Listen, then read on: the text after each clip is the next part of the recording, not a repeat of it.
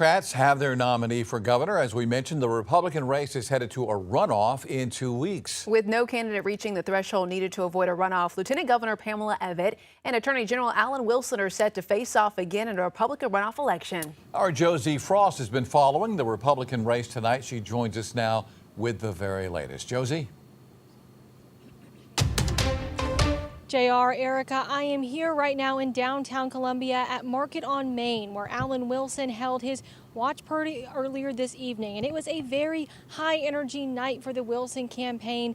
They had a lot of his supporters here as he took the stage and talked about what he is claiming to be a victory moving into this runoff election. Now, there were a couple major things that Wilson touted as he's moving into this runoff with Pamela Evette.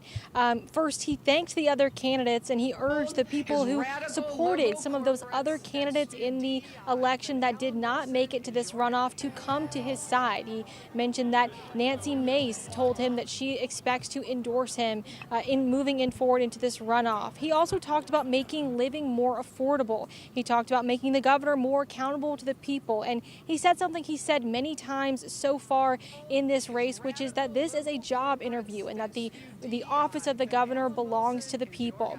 Now, we also got a chance to hear from Pamela Evette earlier this evening after she also made it into the runoff. And she criticized Wilson. She took a couple jabs at him and called him a career politician and said that he doesn't take a stand. She also touted her Trump endorsement and called herself a steel-spined conservative. Now, she talked about her goals, which are slashing property taxes for South Carolinians, and she's talked a lot about affordability.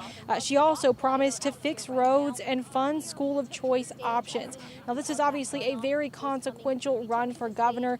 We've seen our current governor, McMaster, has been in office for the past several years. He is the longest serving governor of South Carolina, and both of them talked about stepping into a big legacy in that regard. Now, I got a chance to have a clip for you with some of those words that they both had earlier this evening. Take a listen. I'm a 30-year combat veteran and a career prosecutor. I have fought in the courtrooms of this country for our constitutional rights and to put violent criminals behind prison, and I have fought on the battlefields of Iraq to defend and protect our Constitution and our way of life. I will bring that same courage, that same conviction, that same passion, that same desire to fight for you to the office of the governor if you will give me the chance. And we are going to stand up for conservative voices and conservative values.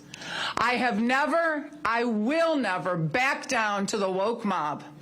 Over these next 2 weeks, we're going to highlight a very clear contrast between myself and a career politician, Alan Wilson. Now, of course, the work is not done for these two candidates. It is off to the races for the next 2 weeks. They will both be promising to work hard and campaign over the next 2 weeks to try and get that vote to be the Republican nominee for governor. Erica, JR. All right, Josie, thank you so much. And the Republican race for governor, as you just heard there from Josie, is shaping up to be one of the biggest stories of this election season, with voters now headed towards a runoff between Lieutenant Governor Pamela Evette and Attorney General Alan Wilson.